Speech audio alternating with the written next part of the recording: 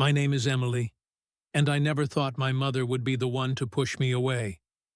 Families are supposed to be a safe place, but mine turned into something else entirely. This is the story of the night I was told to leave, and the shocking truth that came out weeks later. It happened on a stormy evening, when the air inside my house felt colder than the rain outside. My mother's voice cut through the silence like a knife. Get out and never come back. Those words weren't just angry shouts. They were final, as if she meant to erase me from her life. I left without looking back, convinced I'd lost my family forever. But weeks later, my father asked me something that turned everything upside down, leaving me questioning everything I thought I knew. Wait a second. Tell us where you're watching from in the comments. And don't forget to subscribe for more powerful stories like this. Growing up, I was always the quiet, dutiful daughter. I helped around the house, studied hard, and rarely caused trouble. My older brother, Jake, on the other hand, was the golden child, charming, loud, and always in the spotlight. Mom adored him, and Dad seemed to follow her lead. Still, I thought, they loved me too. But little cracks began to show. When I got good grades, it was barely acknowledged.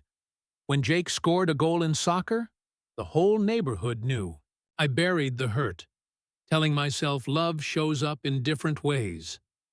That night, I had just come back from work, exhausted but relieved to be home. Instead of a warm meal or even a greeting, I was met with tension so thick it felt suffocating.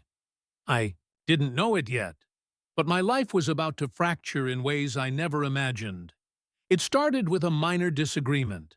I had asked Mom why she seemed upset with me lately. Instead of explaining, she exploded. She accused me of being ungrateful, of not contributing enough, of never making her proud.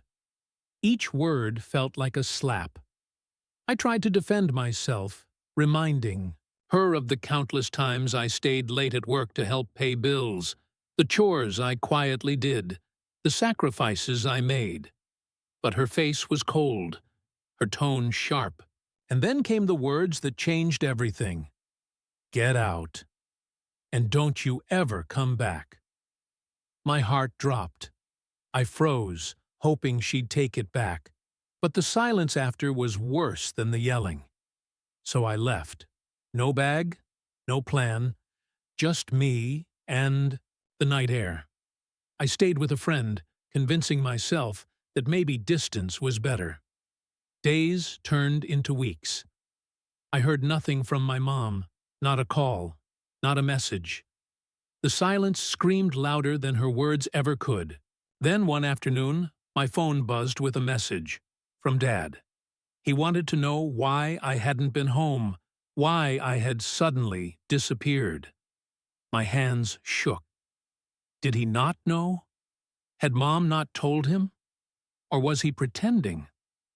The confusion gnawed at me until I realized this wasn't just about anger. There was a secret underneath it all. When I finally met Dad for coffee, I braced myself for more rejection. Instead, he looked tired, almost broken. He asked, "Why did you stop coming? Home?" My chest tightened. With trembling words, I told him everything. How Mom screamed, how she banished me, how I had no choice but to leave. His eyes widened in shock. He had no idea. Mom never told him. She had lied, claiming I was too busy to visit, that I had moved on. He thought I had abandoned them. In that moment, the ground shifted. It wasn't just anger, it was manipulation. Mom had crafted her version of the truth, and Dad had been caught in her web. My heart broke again, but this time with clarity instead of confusion.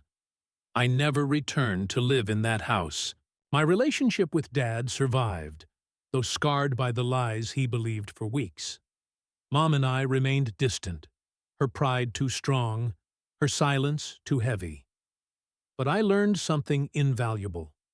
Love can't thrive in the shadows of control and favoritism. Sometimes walking away is the only way to find peace. Today, I've built a life on my terms, surrounded by people who value me for who I am, not for what I provide. Still, late at night, I sometimes hear her words echoing, "Get out and never come back." And maybe, just maybe, leaving was the best thing I ever did. What would you have done in my place? Tell me in the comments below, and let me know which country and city you're watching from. Take care.